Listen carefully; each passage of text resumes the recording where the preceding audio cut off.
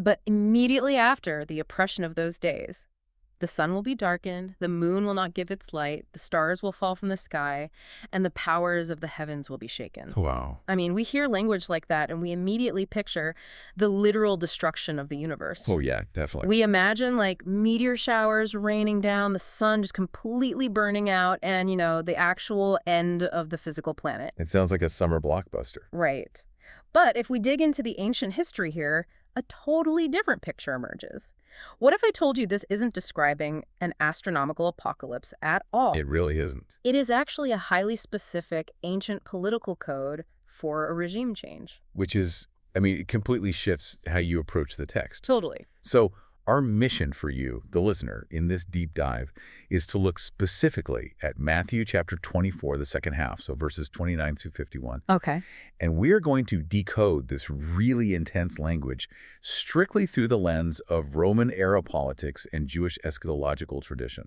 Meaning how they actually understood and, wrote about the end of a political or historical era. Exactly. We are stripping away centuries of pop culture baggage to see what this meant to the people who heard it first. Okay, so reading stars falling from the sky with a 21st century sci-fi mindset is basically the very first mistake we make. Oh, yeah.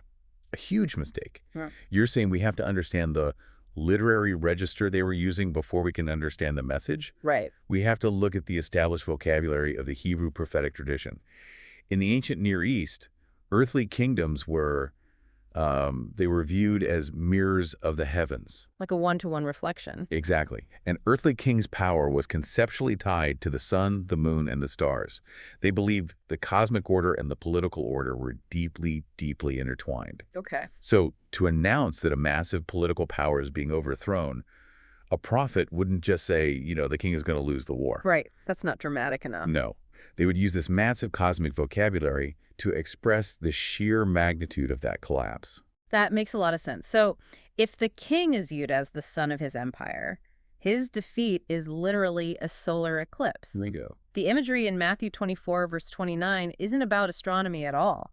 It's the standard, recognized literary register for the collapse of earthly powers. And we know this for a fact because this language is drawn directly from earlier prophets. Right. Like Isaiah chapter 13, verse 10, uses identical imagery, the sun being darkened at its rising, the stars not giving their light. Wow. And Isaiah used that specifically to describe the fall of Babylon. And Babylon was a very real, very earthly empire. Completely earthly. It was conquered by the Medes and Persians. It was a purely historical, political event, not, the end of the cosmos. Exactly. And it's not just Isaiah. Ezekiel chapter 32, verse 7, uses the exact same framework to describe the political destruction of Egypt. Wait, really? Yeah, the text says, I will cover the heavens and make their stars dark. Oh, wow. And then there is Isaiah 34, verse 4, which uses the image of the host of heaven dissolving to describe judgment on Edom. So it's a pattern. A very clear pattern.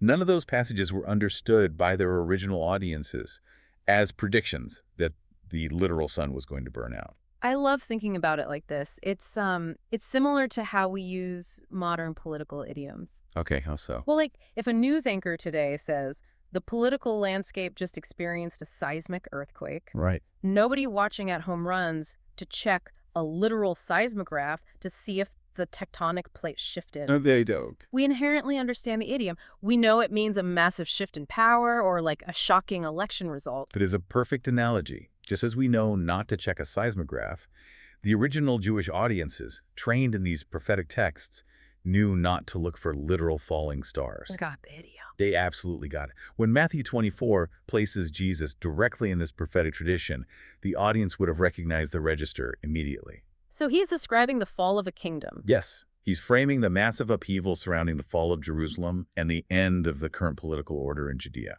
But that raises a massive question for you listening.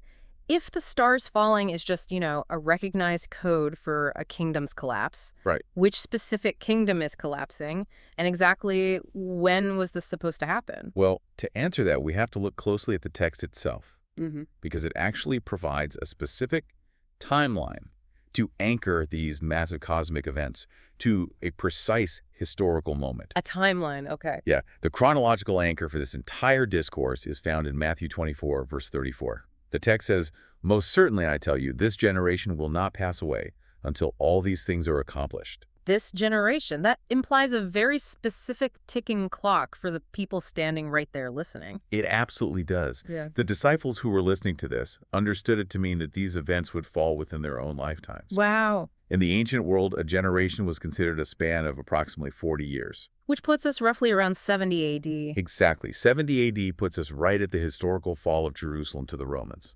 But to fully understand the weight of that timeline, we also have to look at verse 30, which references the figure described in the book of Daniel, coming on the clouds of the sky with power and great glory. Oh, this is referencing Daniel 7, right? Verses 13 and 14, where one, like a son of man, approaches the divine throne to receive authority. Yes.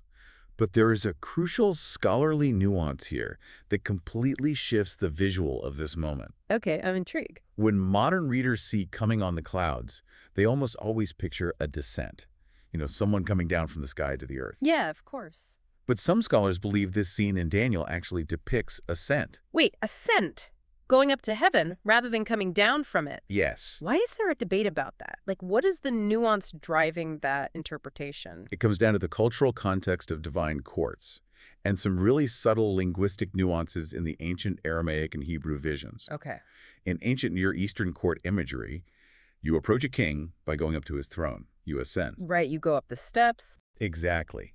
So under the ascent reading, the text depicts a representative of a persecuted people rising up from suffering to receive vindication before the divine court. Oh, wow. So the clouds aren't bringing someone down. No, the clouds are simply the vehicle of transport into the heavenly throne room to receive that authority. That is fascinating. It is.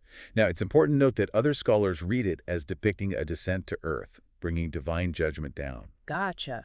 So the directionality of this image is genuinely debated in academic circles. Right. Both readings actually have ancient textual support. Okay, that's really interesting, but I have to push back on this timeline a bit. All right, go for it. If they had a 40-year ticking clock, if the text explicitly says this generation will not pass away before this massive political collapse happens, Right. how could people possibly be caught off guard? If you know the political earthquake is coming within 40 years and you see the tensions rising with Rome, wouldn't you, prepare? It's a great question. Yeah. And the text addresses this exact paradox. Oh, it does. Yeah, knowing something is coming, but still being entirely unprepared when it arrives.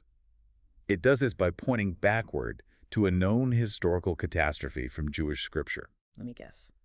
The days of Noah, found in verses 37 through 39. The days of Noah, right? The text paints a picture of life proceeding completely normally. People are eating, drinking, marrying, and being given in marriage. Exactly. That illusion of normalcy is the core mechanism of the tragedy. Yeah. People have an incredible capacity to normalize living on the edge of a volcano.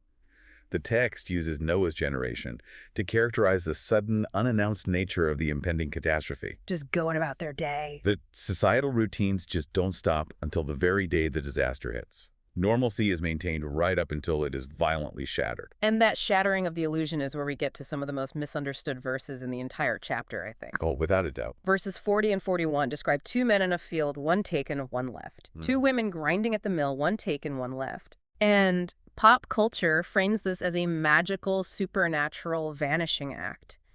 People just disappearing into thin air, leaving their clothes behind. Like they were just beamed up. Exactly. But when read in its immediate historical context, this is brutal Roman siege language.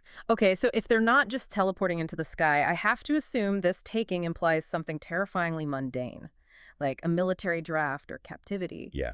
What were the Romans actually doing as they swept through the countryside? Well, during the Roman assault on Jerusalem and the surrounding Judean settlements between 66 and 70 AD, the Roman legions didn't just, appear at the walls of Jerusalem instantly. They didn't just teleport there either. Right. They systematically moved through the region. As they marched toward the capital, they swept through rural villages and agricultural areas. Oh, wow. That illusion of normalcy we talked about, that's exactly what made the Roman military tactics so devastating. So people are out in the fields just trying to maintain that normalcy, planting crops, grinding grain, and suddenly the legions are just there. The legions arrive and they physically separate the population. God. The Roman military strategy involved pacifying the countryside before laying siege to the main city. So they would enter a village and separate those who resisted from those who did not. Just ripping communities apart. Completely. They separated those they would execute from those they would take as enslaved captives to support their war effort. That's horrifying. Literally, in a field or at a domestic mill, one person is seized by the soldiers and the other is left behind in the ruins. Wow. That completely changes the tone. By grounding it in the historical reality of first-century Roman siege warfare, it ceases to be a sci-fi concept. Right. It becomes a terrifyingly real, boots-on-the-ground historical event. You're working next to someone, and the Roman army sweeps in and just takes them. Yeah, the tension is palpable. But the external threat of the Roman legions is actually only half the story here, isn't it? It is. The ultimate drama of Matthew 24 inverses our expectations entirely. We start with the cosmic scale of suns darkening and empires falling, right? Okay. Then we move to the regional scale of armies sweeping through fields. And finally, the text moves to the intensely intimate scale of a single household. Okay, this brings us to verses 45 through 51. The parable of the faithful versus the unfaithful household manager. Yes. The scenario is that a master leaves his household in the hands of a manager with strict instructions to feed the other servants and, maintain order. And the text asks, "Who then is the faithful and wise servant whom his Lord has set over his household to give them their food in due season?" Right. It's essentially a question of stewardship under pressure. But the unfaithful manager does the exact opposite of that. He exploits the absence of his master. The text says he begins to beat his fellow servants, and he eats and drinks with the drunkards. Yeah, he completely loses it. It's a complete hedonistic abuse of power just because he thinks the master is delayed. He figures, no one is coming back to hold him accountable anytime soon. Exactly. And when you place this parable against the backdrop of the Jewish revolt against Rome from 66 to 70 AD, it ceases to be a generic moral fable. What does it become? It maps directly onto the catastrophic leadership crisis and the internal Jewish political fragmentation during the siege of Jerusalem. Okay, because we usually picture sieges as a unified front, right? Everyone inside the city walls working together to survive the army camped outside. That's the Hollywood version, yes. But the historical record from Jerusalem paints a completely different, honestly horrifying picture of the psychology inside the walls. Oh, it was a nightmare. The revolt was defined by catastrophic internal fragmentation. While the Roman forces besieged Jerusalem from the outside, the city inside was literally tearing itself apart. Wow. There were distinct political factions violently vying for control of the rebellion and the city itself.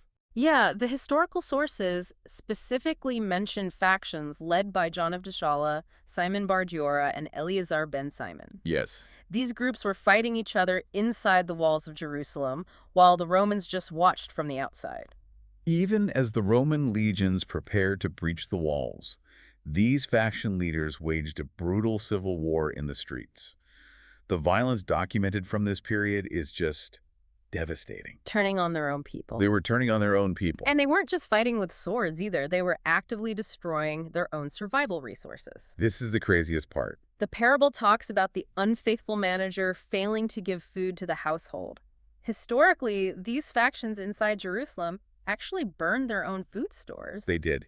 In a desperate attempt to force the populace into a do-or-die battle mentality against the Romans, or honestly simply to starve out their rival factions, they intentionally set fire to the massive grain reserves. Grain reserves that could have sustained the entire city through a prolonged Roman siege. Exactly. They weaponized starvation against their own fellow citizens. That is insane. It is the perfect, tragic, historical reflection of the text.